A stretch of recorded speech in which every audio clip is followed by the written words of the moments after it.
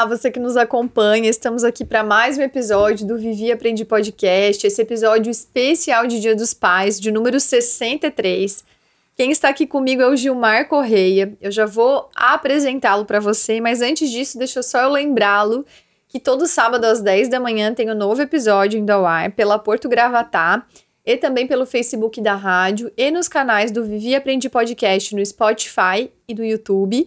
E se você ainda não nos segue no Instagram, lá tem sempre os melhores cortes de cada episódio. Bom, antes de eu apresentar o Gilmar, deixa eu falar por que ele está aqui. Quando a gente vai montar aqui a nossa sequência de entrevistados, às vezes chega a gente por indicação, ou a gente vai atrás de alguém que chama atenção. E quando a gente viu que ia ter essa data do Dia dos Pais, eu fiquei assim, perguntando aqui, perguntando ali, quem que eu poderia trazer que pudesse ter uma mensagem dessa relação, nessa temática de pai. E 3 pessoas falaram do Gilmar. Então eu falei, não, 3 pessoas falaram do Gilmar, tem que ser o Gilmar, né? Então, por que o Gilmar tá aqui? O Gilmar teve uma história aí trabalhou 37 anos na Casan, se aposentou ali, casado com a Dai, e nesse trajeto vieram 2 filhas, 2 meninas, a Thaís e a Marielle.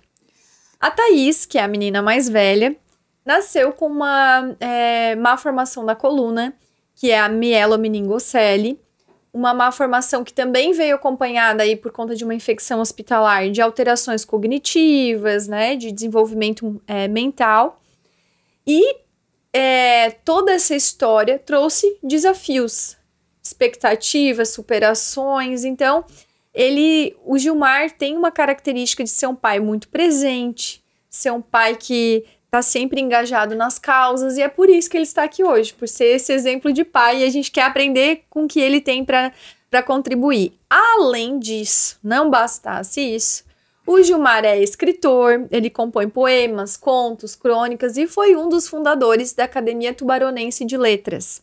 Então, além de toda essa história da trajetória familiar, ele vai contribuir ainda com outras coisas aqui pra gente. Gilmar, muito obrigada, seja bem-vindo ao Vivi e Aprendi Podcast e obrigada por também se disponibilizar a compartilhar a tua história. Muito obrigado, Daniela, pela oportunidade. É muito bom a gente estar aqui e contar um pouquinho da nossa vivência para que outros possam também saber o porquê ou o para quê. Eu sempre digo isso. Então nós vamos conversar, falando da Thaís, lá do princípio, né? Eu sempre gostei de ajudar, isso é uma coisa que já vem lá desde pequeno. E eu recebi um convite para participar de um jantar dançante que a APAI de Tubarão estava promovendo lá nos anos 1993. Aí adquiri esse ingresso, nós éramos casados, a Dai já estava grávida de quase 3 meses da Thaís, a primeira filha. Nós não sabíamos, porque nós não queríamos na época saber o sexo, não sabia se era menino ou menina. Estava grávida, adquirimos o ingresso e viemos esse jantar em Tubarão. Sentados à mesa, esperando o início do jantar, sobre a mesa tinha um cartão, que era uma lembrancinha, né? Um cartão ali, e tinha um poema de uma escritora norte-americana, Emma, não lembro agora a assinatura. E esse cartão era um poema em prosa e um pouco também em rimas, e que dizia que Deus havia feito uma reunião com os anjos e mandou que os anjos descessem à terra para procurar um casal que quisesse acolher uma criança especial. O título era A Criança que Desceu do Céu. Aí eu li o poema muito bonito, que eu tenho guardado até hoje, que está na primeira página do álbum de bebê da Thaís. A minha esposa, quando leu, a Dai, começou a chorar muito, quando terminou de ler. Eu perguntei por quê. Ela disse, ô Gilmar, e se nosso neném vier para nós com problema? Problema quer dizer alguma doença. Eu disse, ô Dai, não tem problema. Se Deus mandar esse bebê para nós, vai ser para nós. E se ela vir com saúde, vai ser para nós também. Não é isso que vai mudar a nossa vida. E aquilo passou-se. continuamos, jantamos, vamos para casa, vai 3 meses, 4 meses, esperando chegar o 9º mês para o neném nascer, mas a Thaís não quis esperar. A Thaís já veio ao mundo lá no 7º mês e 3 semanas. Tá? Estava quase com 8 meses de gestação, a bolsa se rompeu e a Thaís nasceu de surpresa para nós. Nós não sabíamos se era menino ou menina, nem tampouco se tinha problema. Por quê? Problema não. Se tinha alguma doença, porque na época as ultrassons tudo corriam bem. Ele disse, agora estamos indo para o 7º mês, para o quase 8º mês, vamos fazer mais 2 ultrassons, uma no 8º, uma pertinho da cesárea, se precisar. Provavelmente será cesárea, por conta da minha esposa estar com a pressão um pouco elevada, eles que ia ter que fazer cesariana.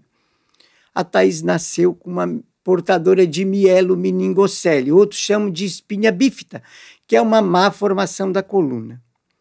Então, a Thaís precisou já no dia seguinte fazer uma cirurgia de correção desse rompimento lá no final da coluna. Então, é aquela coisa, a gente sempre pensa, Deus faz tudo à sua maneira. A Dai grávida, Dai está perto de ganhar, tu não vai ganhar o teu neném lá no Hospital São José, nós morávamos em Criciúma, porque tem muita infecção hospitalar por conta das reformas que estão fazendo na parte interna do hospital. Tu vai para o Hospital São João. E assim a gente fez. Fomos para o Hospital São João, internou, ela ganhou lá, mas Deus sempre tem outras coisas para nós. Em Criciúma tinham na época 2 médicos neuros, os 2 irmãos Medeiros. Um atendia num hospital, o outro no outro. O que estava no São João estava de férias. Nós precisamos levar o bebê recém-nascido, prematuro, com mielo, a ambulância que levou, lá para o outro hospital, o São José. E foi lá que a Thaís fez a cirurgia de correção. E por conta disto, que a gente acredita que tenha sido, mas também sabemos que houve uma negligência médica, isso foi provado, mas eu nunca quis levar adiante. A Thaís foi operada e pegou uma infecção hospitalar gravíssima. E essa infecção subiu da cirurgia do final da coluna para o cérebro, e ali ela teve uma ventriculite. O cérebro dela ficou com várias cavidades, as ventriculites, e ali deu toda uma infecção tipo generalizada, e o médico disse, agora nós não sabemos o que vai acontecer, só o tempo que vai dizer. E a minha menina ficou ali naquele hospital por 11 dias internadas, a minha esposa no outro hospital se recuperando da cirurgia, voltou para casa, a Thaís continuou no hospital. E nas visitas nós víamos que o médico não dava a atenção necessária. Então nós pegamos, eu resolvi por conta própria, eu e a Dai, de retirarmos a menina, pedir a alta para a diretora do hospital, porque o médico não quis nos atender direito. Levei no consultório dele particular e disse, registre tudo o que você fez, que nós vamos para Florianópolis cuidar da nossa filha. Seu diploma eu cuido depois, porque eu tenho tempo. O importante hoje é a minha filha.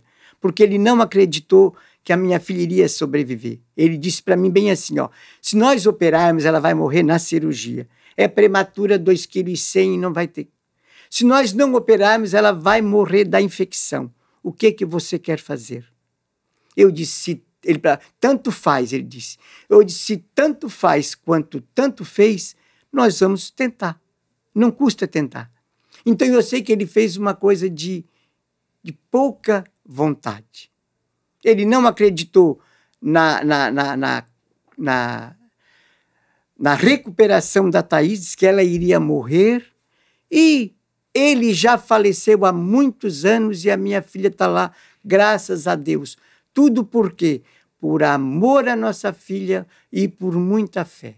Foi só isso que fez a Thaís estar onde está hoje, aos 31 anos. E aí, como que foi esse momento com relação à fé, à conexão com Deus? Porque a sua esposa estava lá em recuperação, a sua filha em outro hospital. Isso. Como que o senhor estava naquele momento ali?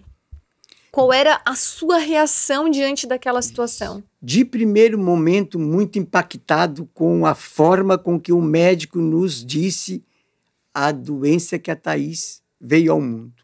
Ele poderia ser mais humano e dizer, teu bebê nasceu com problema, isso é uma coisa. Ele não soube nos dar a notícia. Eu disse, então eu vou conversar com a minha esposa. Não, eu já contei tudo para ela. E para ela ele foi muito mais, não posso dizer agressivo, ele foi muito infeliz na forma como ele deu a notícia. Então a gente ficou abalado por isso. Por outro momento, a gente quando quer ser pai, quando a gente se prepara para ser pai, para ser mãe, a gente se prepara para isso. E nós não esperávamos que a Thaís viesse com essa doença. Mas a gente tem uma fé muito grande e isso fez a gente entender. Então não foi mais assim, ó, o porquê comigo. O porquê para nós. Foi para que a Thaís veio com esse problema. Ela nos trouxe muita coisa boa. As pessoas que estão de fora não conseguem entender. Só quem é pai e mãe sabe o que é ter um filho. Só quem é pai ou mãe de uma criança que tem alguma necessidade especial sabe como o amor é diferente. Os filhos são diferentes, cada um tem o seu estilo. Amor de pai e mãe é igual para todos os filhos, mas a gente sabe como é ser pai de uma criança especial. Durante essa trajetória de desenvolvimento da Thaís, desses desafios que de certo iam se apresentando em cada fase, tiveram aqueles momentos marcantes, emocionantes, de alegria, de conquista. Tem alguma passagem da trajetória dela até aqui que marcou demais a vida de vocês? Sim, bastante, né? A Thaís, ela fez essa cirurgia já no segundo dia de vida, no dia seguinte. Depois aí foram várias, aí ela pegou ventriculite, ela foi para Florianópolis e aí depois fez 3 cirurgias na coluna, 3 na cabeça, 2 nos pés. Então, ao todo foram 11 cirurgias. 12 com mais uma agora há pouco tempo, assim, há uns 10 anos, de cálculo renal. Então foram 12 cirurgias e a gente sempre via que ela tinha vontade de viver. Naquele dia que ela nasceu, eu disse para ela lá no hospital. Eu fui pegá-la no colo médico, eu não podia chegar perto dela para não contaminá-la. Eu disse, minha filha, se tu queres viver, tu luta e nós vamos lutar junto. A minha esposa estava indo no centro cirúrgico. Eu disse, agora, se tu quiser morar com Deus, tu vai, o pai vai sofrer, a mãe vai sofrer, mas nós vamos entender. E ela abriu os olhos e me olhou de uma forma assim, viradinha para trás, querendo dizer, pai, eu quero, eu vou lutar. E ela lutou tanto durante todas as cirurgias que os médicos se surpreendiam a cada recuperação. Então, assim, foi um momento marcante, porque a gente via que a cada cirurgia ela ia se sobressaindo com uma maneira diferente e mais rápido. As recuperações eram mais curtas e aquilo nos alegrava a continuar lutando. E foi isso que fez a gente lutar até hoje e continuar lutando, porque vale a pena. E quando você fala para que ela veio, então, para que ela veio? Ela veio para nos dizer que o amor é incondicional, amor de pai e amor de mãe, e que quando a gente ama, a gente faz a coisa com vontade. E quando a gente vê o resultado, vê assim que a pessoa está feliz por ser acolhida, por ser abraçada, a gente sabe que valeu a pena lutar. E é por isso que eu vejo assim, ó, a minha Thaís, eu digo sempre a minha Thaís, todas as pessoas que chegam perto da minha filha veem que ela tem uma coisa diferente que ela atrai.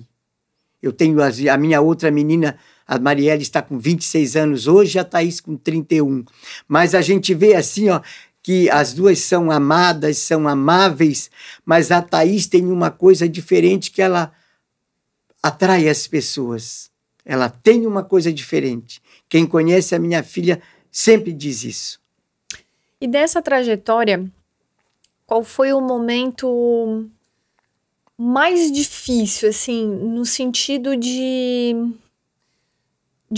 às vezes, de conseguir achar a resolução para algo, no sentido de, às vezes, não encontrar uma saída específica? Qual foi a parte mais difícil de ser pai nessa história toda? A distância para o tratamento, na época, assim, nós morávamos em Criciúma, e eu trabalhava em Tubarão, e a minha esposa trabalhava em Criciúma. Então eu sempre sou muito grato ao meu sogro, que já não está mais entre nós, e a minha sogra, que ainda, né, está, graças a Deus, bem, morando em Criciúma. Nós mudamos para Tubarão faz 25 anos, mas eu tive esse apoio do meu sogro e da minha sogra. Eles nos ajudaram muito, porque nós trabalhávamos fora durante todo o tempo. Minha esposa teve menos do que o período de licença maternidade, ela teve que voltar para o trabalho, e ela conseguia as saídas para nós irmos para Florianópolis, para Joinville, para Brasília, nós tivemos também no Sara Kubitschek. Então a gente andou muito com ela, e tudo isso nos fez continuar essa busca atrás da melhoria de qualidade de vida para ela.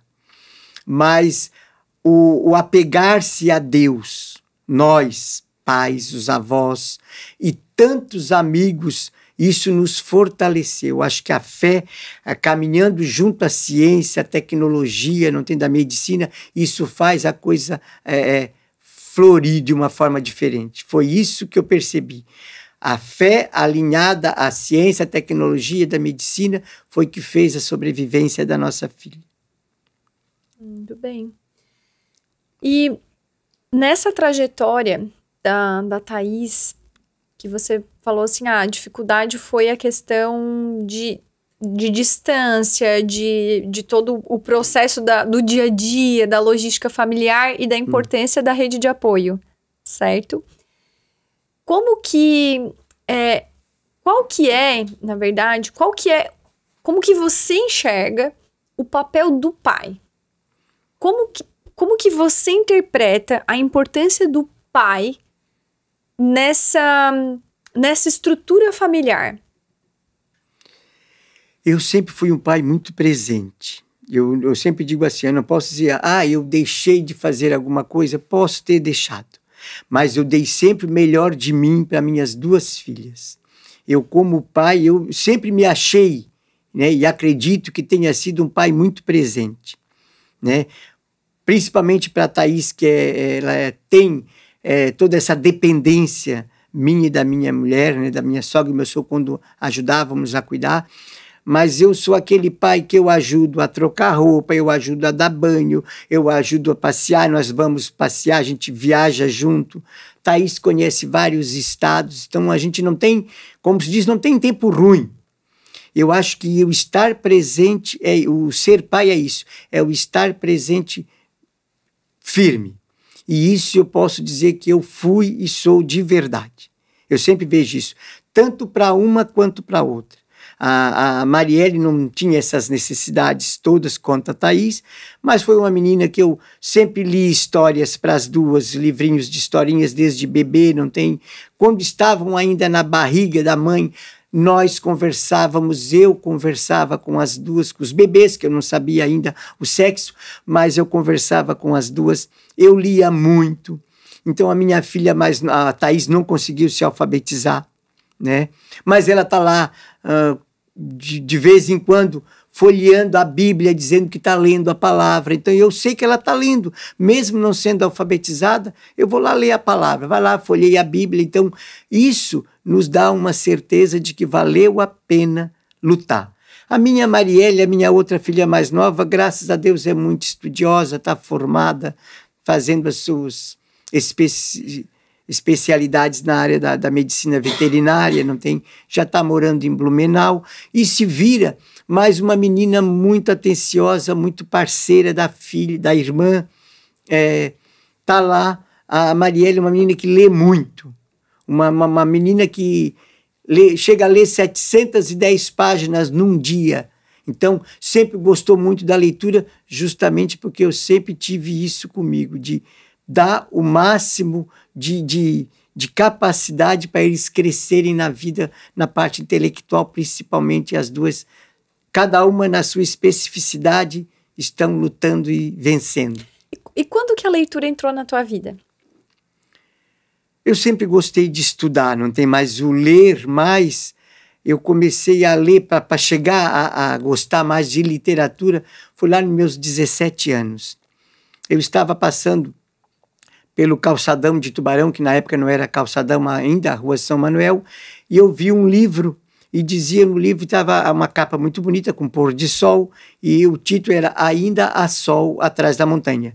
Eu gostei da capa do livro, comprei, fui para casa, eu tinha 17 para 18 anos, li esse livro, gostei, era de uma poetisa de Tubarão, mas que estava morando em Florianópolis há muitos anos, em São José. Zoraida Guimarães.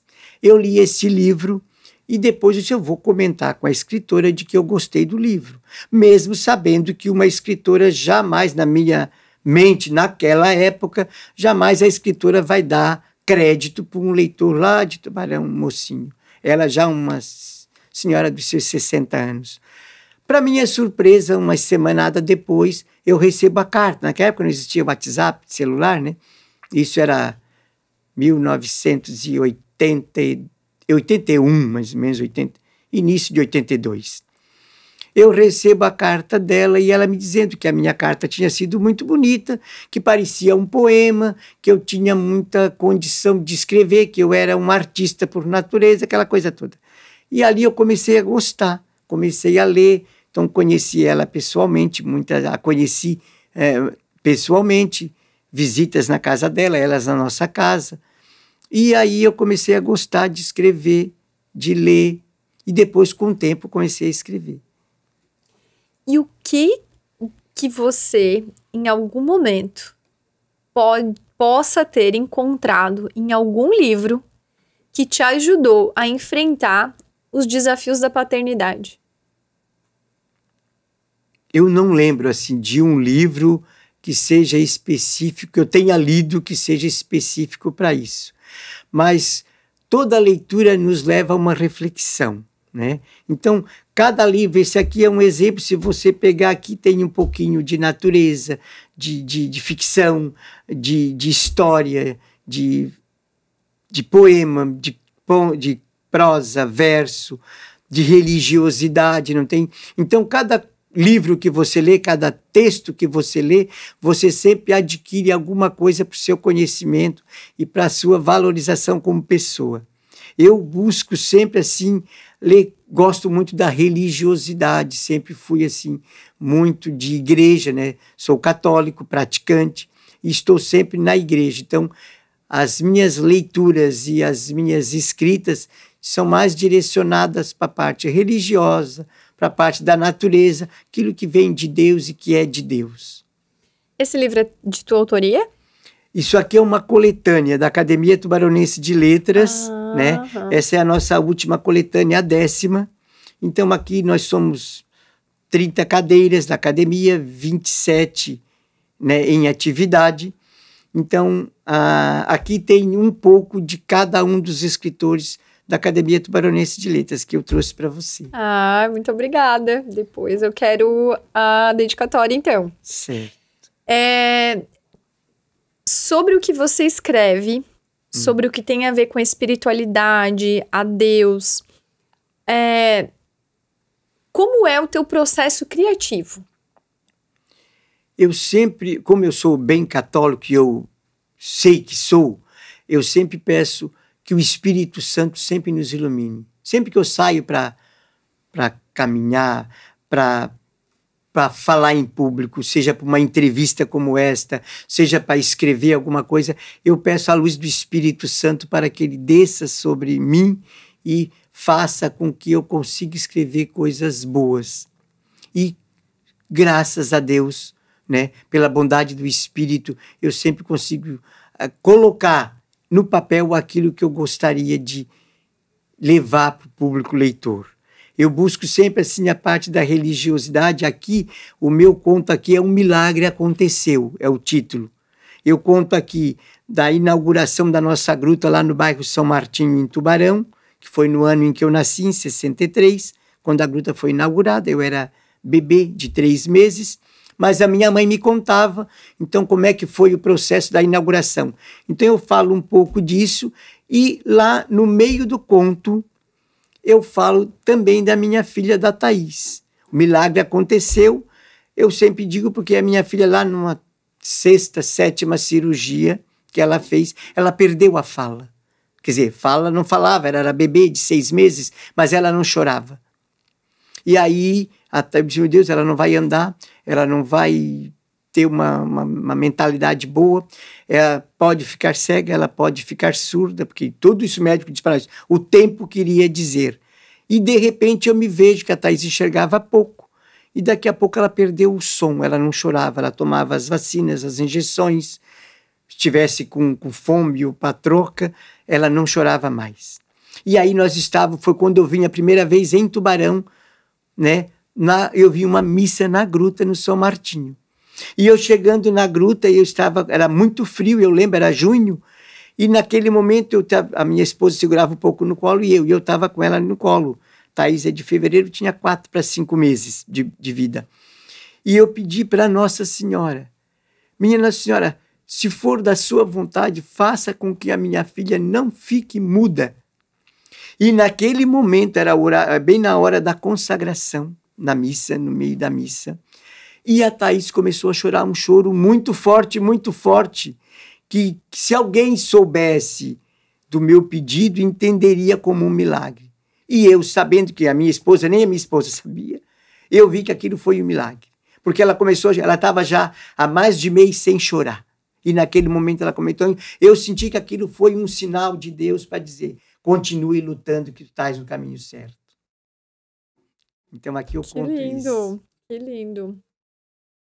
E nesse processo de conexão, de clamor pelo Espírito Santo, para que ele esteja sempre presente, te orientando, te dando luz para as suas falas, para a sua escrita, para as suas decisões do dia a dia. Tem alguma outra situação, alguma outra experiência que te foi marcante? Acho que o nascimento da minha outra filha, da Thaís, foi muito marcante. Não tem... O período em que eu trabalhei, que eu me dediquei 37 anos na Casan, eu sempre trabalhei assim, com muito amor à minha profissão, né? Foram 37 anos trabalhando com amor. Eu sempre digo isso, que quando a gente sai para trabalhar, isso serve para todas as pessoas, hoje mais especificamente para todos os pais, que são quase sempre o que traz o sustento para a família. Hoje já não tanto, porque as esposas, as mulheres estão junto, mas o pai é sempre aquele provedor da família, pelo menos eu penso sempre assim. Ele deve ser o maior, né? Porque ele tem essa responsabilidade. Então que a gente saia para trabalhar com amor, para fazer aquilo que a gente gosta e fazer com prazer. Que quando a gente trabalha com vontade, trabalha por amor, não só pelo salário que vai se ganhar, a gente rende muito mais e faz aquilo muito mais bem feito. Outros momentos de minha vida, não sei, eu acho que a minha família, né? Eu sou muito família, eu sou muito igreja, trabalhos voluntários sempre foi o meu forte. Então sempre gostei de trabalhar na igreja, nas APAES, nas escolas, nas APPs, que eu sempre fiz parte, conselhos comunitários, grupos de jovens. Por tudo isso eu passei ajudando e dando o meu trabalho voluntário com amor também. O Berto Roden é o meu patrono na Academia Tubaronense de Letras, um filósofo muito conhecido, né, que é tubaronense. E o Berto Roden dizia assim, a última frase da vida dele era: eu vim para servir a humanidade. Essa frase eu guardo comigo, que eu acho que eu também vim para isso. E que as pessoas possam sempre vir a este mundo para servir a humanidade, para servir o próximo, para ajudar, para acolher, para ouvir, para conversar. É isso que as pessoas precisam. Muito bem. E quando a gente pensa, né, na história da Thaís lutando pela própria vida, estando ali nesse seio familiar, ela também de alguma forma vem para servir de exemplo. Com certeza. Às vezes as pessoas dizem assim, que a gente viaja, né? Nós temos um grupo de viagem, a gente viaja, mas tu vai daqui para São Paulo, vai daqui para Minas de ônibus com a Thaís. Eu digo, vamos. É um grupo de conhecidos, Thaís vai no piso inferior do ônibus, durante a viagem precisa se trocar, precisa se dar a alimentação dela, porque ela, às vezes ela não desce, né? Então, nós temos esse entrosamento muito bom. Então, ajuda a minha esposa, trocamos, a Thaís, um vai lá, traz o lanche dela, ela faz, o outro sai para comer e a gente se ajeita. Aí as pessoas, uma amiga minha disse, Maria, eu não vou, porque agora já que o Gilmar vai com a Thaís, eu vou. Eu imagino que tem gente que fica com vergonha de achar Aí desculpa. diz, eu não ia porque eu tô meio doente, mas se o Gilmar vai com cadeira de roda, dobra a cadeira de roda, põe no porta-mala do ônibus, desce, embarca, passeia. Thaís viaja de avião, Thaís viaja de trem, viaja de navio, não tem? Estamos agora com outra viagem marcada para setembro, ano que vem, se Deus quiser, mais um cruzeiro, ela vai de novo. E enquanto a gente puder, a gente vai interagindo para mostrar também para os outros que eles têm essa necessidade e que eles podem. Então, se a Thaís pode, o outro também pode. Se não é a viagem mais longa, é a viagem mais curta, é para ir na igreja, é para ir passear, é para uma festa, é para um baile. A Thaís vai baile, a Thaís vai jantar dançante. Quando eu posso, eu levo. Ela vai, se diverte do jeito dela. Chega nas festas, os outros vêm embora, a Thaís quer ficar até no final. E aí, e o teu olhar de pai, você entende o que ela quer dizer? Sim.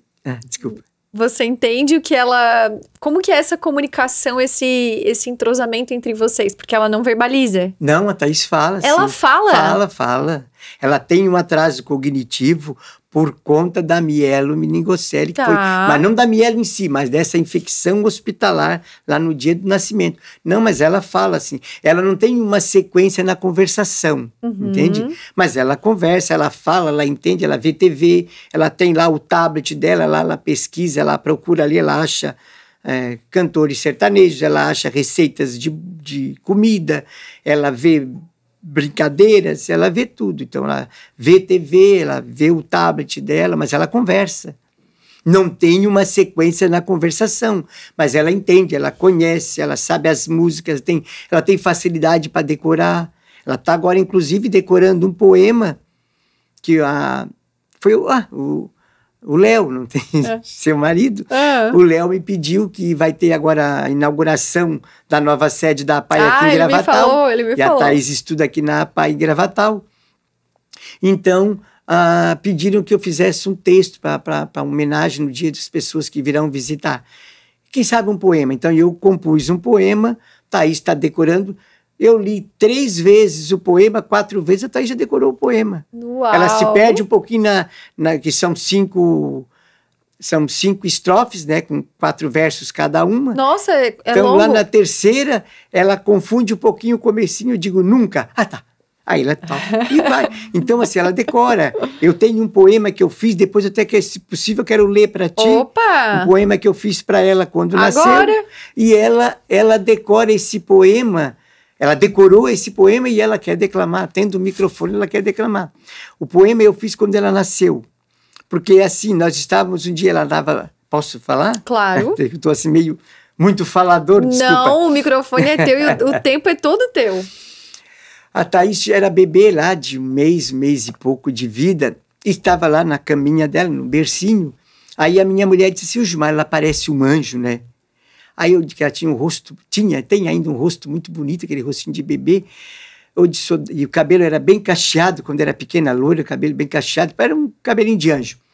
Aí eu disse assim, a Dai, mas parece um anjo. Eu disse, Dai, ela não parece, ela é um anjo. Aí a Dai, mas não, só falta asa. Eu digo, tem asas, mas é a gente que não vê. E aí depois, no outro dia, eu compus o poema que é Falta-lhe apenas as asas, que diz assim, ó. Porque quando a gente é pai, a gente sempre tem aquela coisa, eu quero um filho, então eu queria que a minha filha viesse pianista, poetisa, entende? Eu queria tudo isso, todo mundo quer tudo, né? Mas a gente não sabe o que Deus tem preparado para mudar o nosso querer, para a gente poder mudar a vida também. Então a Thaís veio para isso, eu sempre digo isso. Então esse poema diz bem assim, ó. Senhor, venho hoje desculpar-me por tudo quanto pedia. Meu coração exigente, sem saber o que queria. Pedia o que me agradava, sem saber tua vontade que deve ser respeitada. Eu queria ser um pai, mas um pai bem diferente.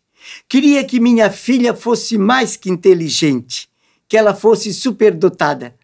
Mas ela nasceu doente e por isso é mais amada. Que ela fosse bailarina, pianista ou poetisa era o que eu desejava. Mas minha amada menina, cercada de amor e prece, por todos dentro de casa com um anjo se parece. Falta-lhe apenas as asas. Então ela decorou e ela Sem palavras. Ela conta sempre que ela pode, ela está declamando esse poema. Muito bonito. Fala um pouco mais sobre isso. Sobre expectativa dos pais versus o que Deus tem para cada um. A gente nunca sabe, né, o que Deus prepara para cada um. Às vezes uma doença, às vezes um desastre ecológico, né? Às vezes uma morte prematura. Então Deus provê aquilo, eu sempre digo assim, ó, faz conforme a pessoa pode suportar.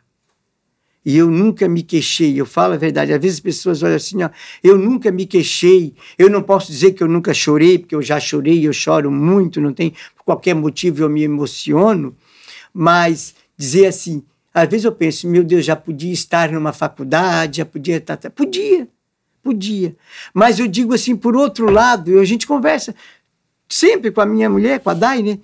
Eu digo, eu prefiro muito mais estar com a minha filha Thaís, lá dentro de casa, na cadeira de rodas, dependendo da gente para dar banho, para fazer todas as suas necessidades que ela tem, né? É o alimentar, é o escovar dente, é o pentear cabelo, é o trocar a roupa, tudo isso a gente faz. Mas a gente faz com amor, porque eu digo assim, ó, eu prefiro muito mais isso do que se eu tivesse que todo dia, uma vez por semana, sair da minha casa para ir lá visitar o meu filho, a minha filha numa prisão, visitar a minha filha, o meu filho, lá numa clínica. Entende? A minha filha está do meu lado, a minha filha me entende, a gente entende o que ela quer. Então eu sou feliz por isso, eu sei que ela é feliz. Pode perguntar se a Thaís é feliz, ela diz que é. E ela dá isso para as pessoas de uma forma que vocês, quem não conhece, tem que conhecer para ver como a gente, quando se convive com uma pessoa assim, a pessoa vê o mundo de outra forma. A gente viaja sempre com ela, sempre 2 viagens por ano, e as pessoas dentro do outro, Gilmar, agora eu mudei a minha vida, eu mudei a minha maneira de pensar depois que eu vi a Thaís. Tu vê a transformação das pessoas durante o trajeto, durante o período que se está viajando, a partir dos ensinamentos que a Thaís dá. E tem uma frase minha que diz assim, ó, quem transmite o seu saber se eleva com aquele que aprende. Quem transmite o seu saber se eleva com aquele que aprende. Essa frase minha quer dizer justamente isso. Se a gente transmite o saber da gente, a gente cresce junto com aquele que aprende. Verdade. E a gente está aqui no mundo para aprender todo dia, para ensinar também todo dia. Então todo mundo tem o que ensinar, né? Não precisa ter estudos para dar ensinamento.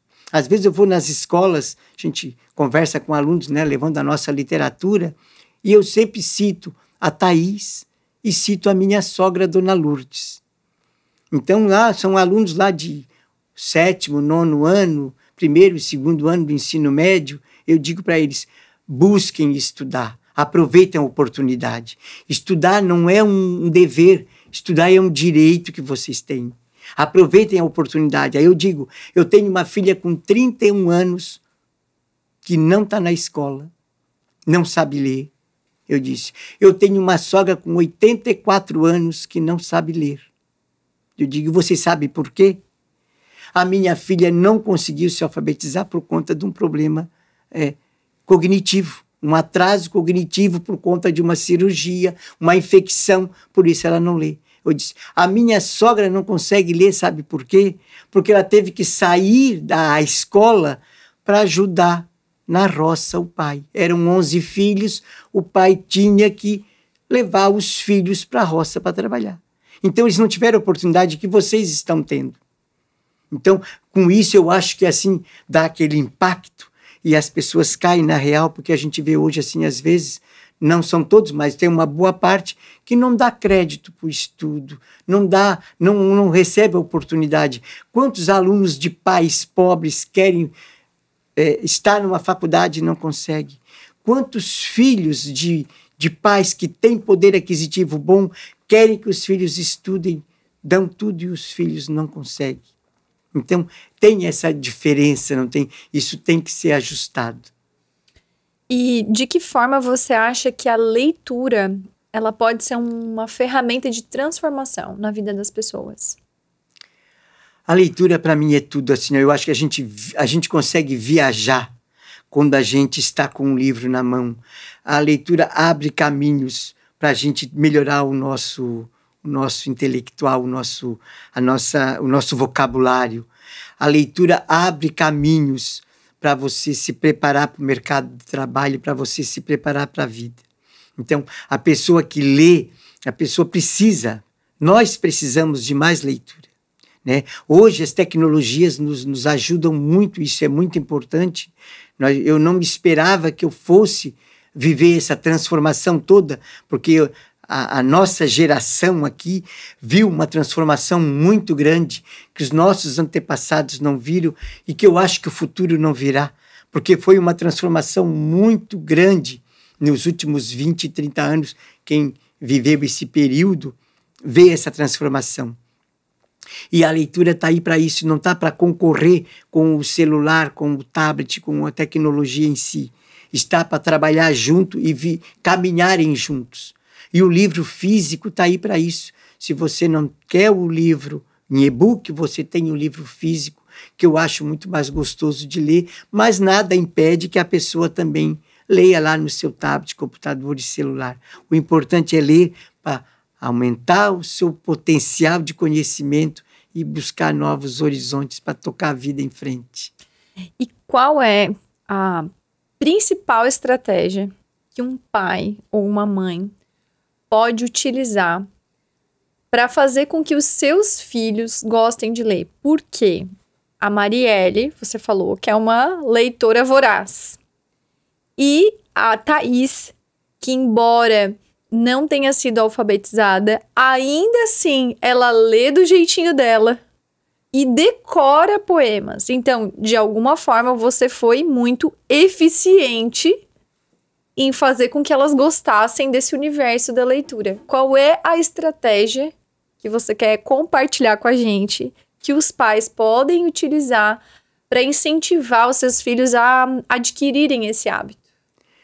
Primeiro, a oração. Eu digo assim, não tem... Né? A gente sempre pede e que a gente possa sempre pedir que Deus, se a pessoa vai se preparar para ser pai, que Deus dê um filho bom e que você possa ser um pai bom, uma mãe boa para aquela criança. Ter esse, como é que eu vou dizer? Se preparar para ser pai. Primeira estratégia é essa. A oração pedindo isso. Segundo, se preparar. Né? Não ter filho a qualquer momento sem estar preparado, isso já dá um atraso, eu acho. Se a pessoa se programa para ser pai, a pessoa já está consciente daquilo que quer. Porque colocar um filho no mundo é muito fácil, mas você tem que estar presente. E isso é o que a gente vê hoje que a gente precisa trabalhar fora, tem que se desdobrar, tem que se virar nos 30, como se diz, para estar o horário comercial no seu trabalho e o outro horário, as folgas e tudo, está presente. Isso é muito difícil nos dias de hoje, mas muita gente consegue fazer isso. Então, conversar com a criança já na barriga da mãe. Isso foi eu li um livro, eu não lembro o título do livro, e esse livro dizia isso. Eu emprestei, não lembro para quem e não recuperei mais, não lembro mais o título. Mas esse livro dizia que a gente conversasse com a criança lá no útero da mãe, que aquela criança iria ouvir. E eu acredito nisso. Então eu conversava com meus 2 bebês lá na barriga da mãe, a minha mulher fazia muito isso também, e isso ajuda bastante.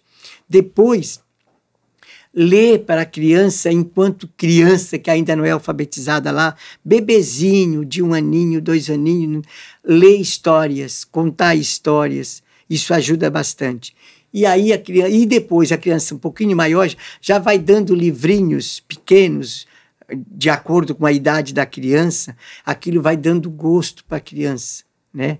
Eu tenho um amigo da Academia de Letras, que ele diz assim, que ele deixa os livros, o Maciel Brognoli, é nosso confrade na academia, ele diz que ele tem um filho pequeno, ele deixa os livros espalhados assim no sofá, na mesa, no chão, qualquer lugar. Aí a criança passa, folheia aqui, folheia ali, então ele já vai criando esse hábito de gostar do livro. Então com certeza vai ser um leitor, um grande leitor, e com certeza pode ser ainda um grande escritor como o pai. Por quê? Porque o pai dá esse incentivo para a criança.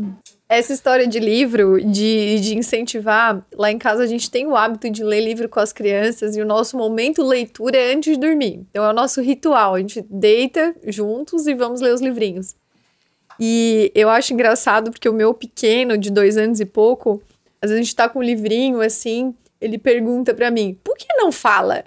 Por que não mexe? Ele queria que o livro se mexesse. Então, olha só a nova geração querendo ver movimento, né? Isso me chama a atenção, eu acho engraçado. Ele sempre pergunta por que não fala e não mexe.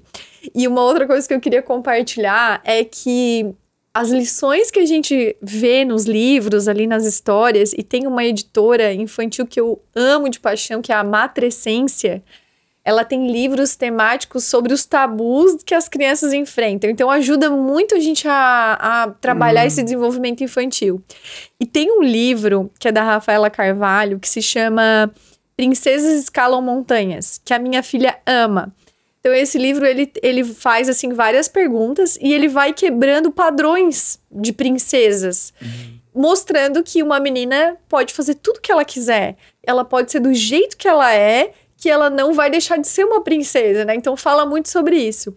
E um outro dia, aí a gente lê esse livro várias vezes, a minha filha ama esse livro, mas a gente não sabe até que ponto a criança vai colocar em prática aquilo que tá lendo. Aí olha o que aconteceu outro dia.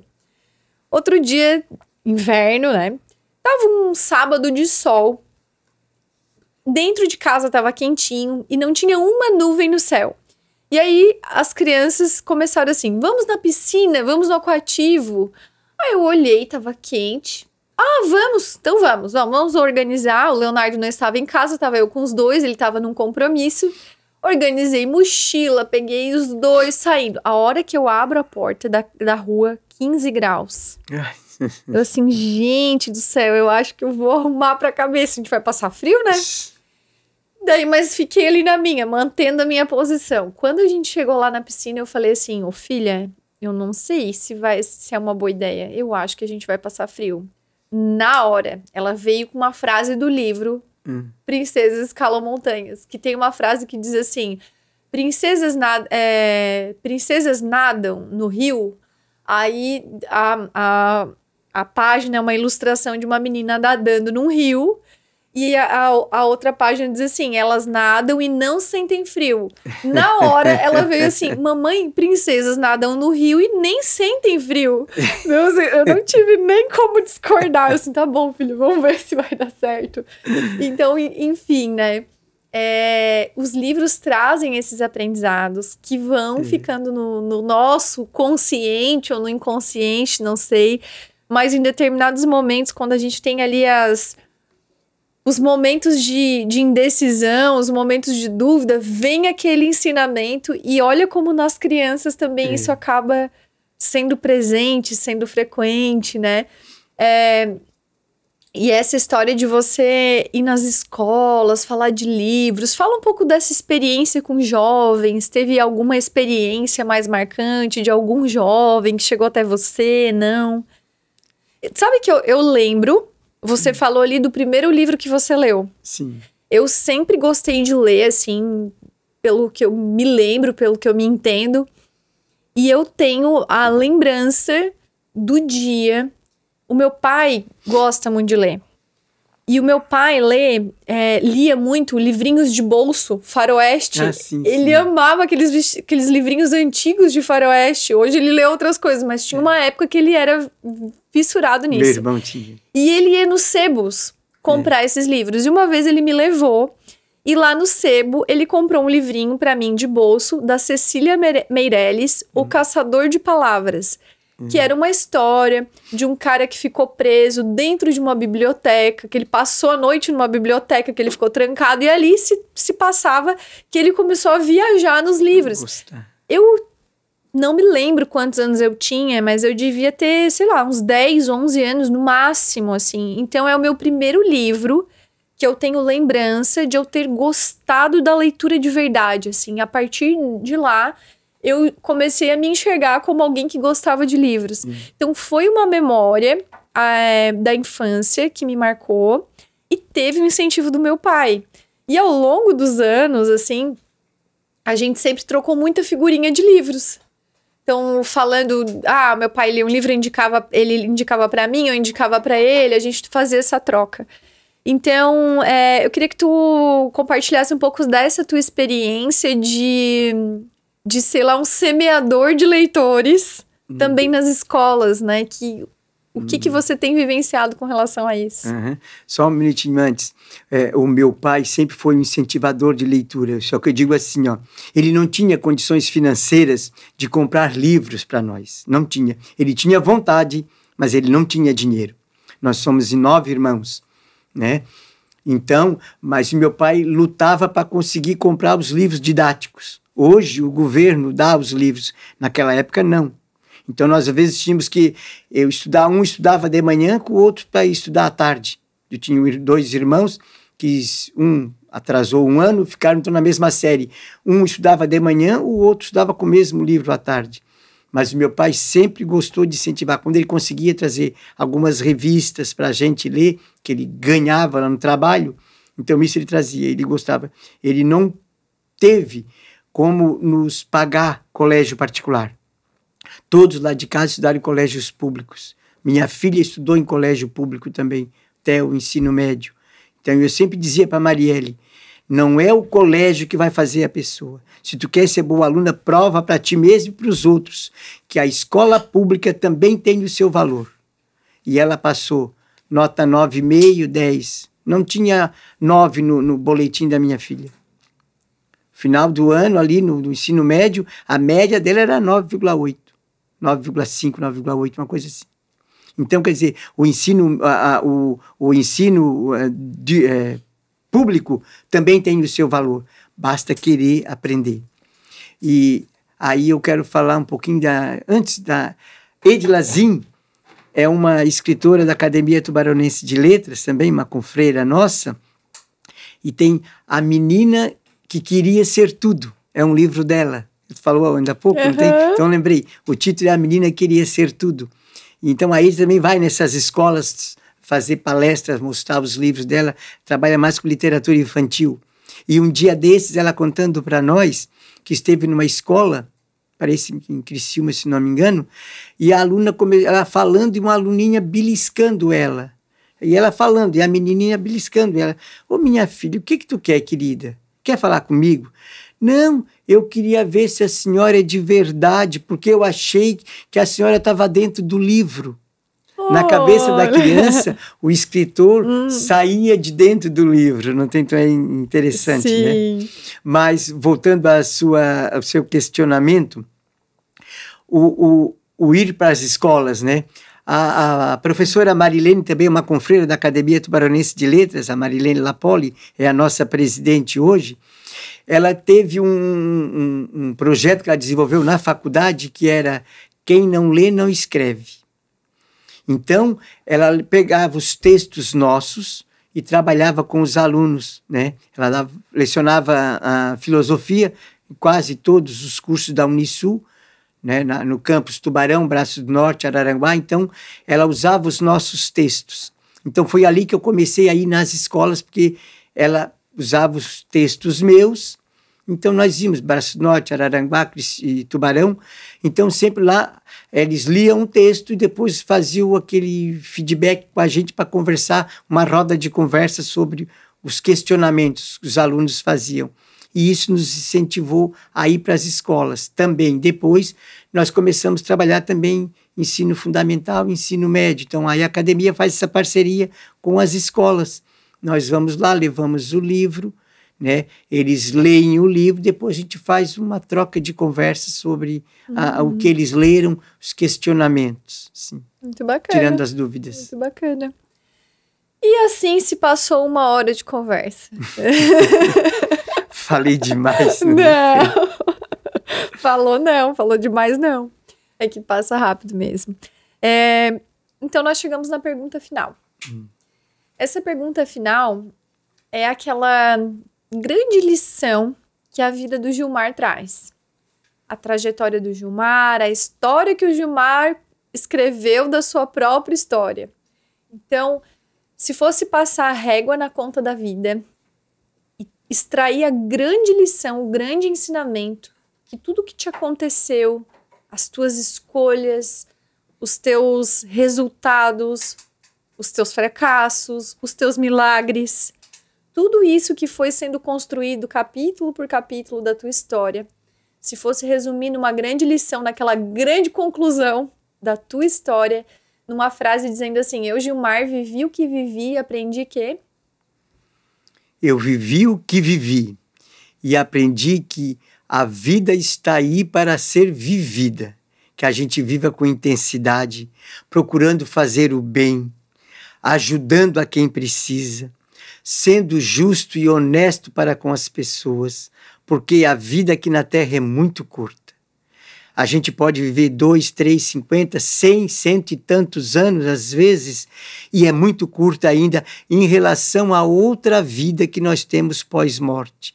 Então, que a gente possa aproveitar a vida aqui com coisas boas, praticando o bem e vivendo em harmonia com as pessoas e com a natureza, porque tudo isso é obra de Deus e a gente vai estar agradando a Deus quando a gente agrada o mundo em que estamos, as pessoas, e vivendo em família, que é muito importante.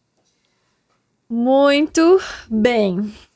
Finalizamos esse episódio de Dia dos Pais com essa grande lição, com esses grandes ensinamentos que o teu exemplo, Gilmar, sem dúvida nenhuma traz. Essa história de aprender a lidar com o inesperado.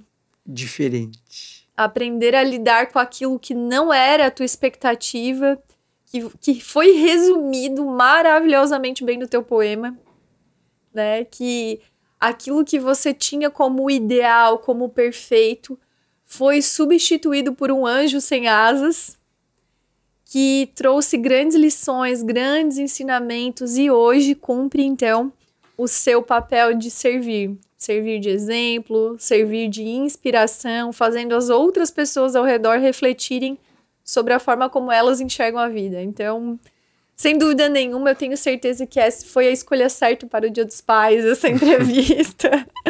Eu me emocionei aqui naquele poema. Fazia tempo que eu não chorava nesse podcast. Eu faço os outros chorar, mas eu chorar não é tão fácil assim. Muita gratidão. Você realmente é um ser de luz. E a tua história realmente inspira. Faz a gente achar que, de certa forma, as dificuldades são pequenas. É essa sensação que dá. Você parece ser maior do que as dificuldades que você enfrentou. Parece não, você é maior do que as dificuldades todas que você enfrentou. Que eu tenho certeza que você nem detalhou tanto assim, né? Porque os pormenores do dia a dia, aquelas dificuldades que a gente imagina como devem ter sido, você nem chegou nesses pormenores, mas a gente consegue imaginar. Então isso te torna maior ainda. Então eu quero te agradecer. Redes sociais. Tem rede social? Não? Você costuma ter rede social? Eu tenho Instagram. Tá, qual que é o teu Instagram? Aí eu não lembra? Eu não uso isso muito, Se procurar Gilmar Corrêa, deve ser algo assim, isso, né? Muito bem. Deixa eu te fazer outra pergunta antes de a gente finalizar. Esse livro, ele é comercializado, as pessoas podem ter acesso, quem quiser comprar. Na La Fontaine, lá no Farol Shopping, temos agora um espaço para a Academia Tubaronense de Letras, para as nossas coletâneas, que são 10, e também para os escritores da academia. Né? Que bacana. Um espaço bem interessante. Olhares em versos e prosas. Agora nós estamos preparando outro, que é esse ano, em agosto, a academia faz 25 anos, e estamos com a coletânea já encaminhada, está indo para a gráfica. Bacana. Para lançar em agosto. Bacana. E deixa eu te fazer uma última pergunta rápida aqui. Tem alguém que você admira, que você se inspira, que seja uma pessoa que seja um grande exemplo, que tenha uma força, que tenha uma grande lição, que você indicaria para estar aqui no Vivi e Aprendi, para ser entrevistada? Padre Auricélio. Gosto muito dele. Auricélio Costa é o nosso pároco, uma pessoa assim que tem uma visão muito grande, é uma pessoa muito boa, muito humana, muito caridosa. É o nosso atual pároco. Agora é membro da Academia Tubaronense de Letras, ingressou agora em abril. Eu acho uma pessoa assim interessante. Muito bem, tá anotado. Muito bom. Então, eu quero te agradecer por ter ficado até aqui conosco, até o final desse episódio. Espero que você tenha gostado. Eu tenho certeza que essa mensagem vai inspirar e tocar o coração de muitas pessoas. Então, eu te vejo no próximo episódio. Se você é pai, um feliz Dia dos Pais. E se você não é pai, certamente você é filho. Então, um feliz Dia dos Pais para o seu pai. Até a próxima, com apoio cultural de LD Espaço Odontológico.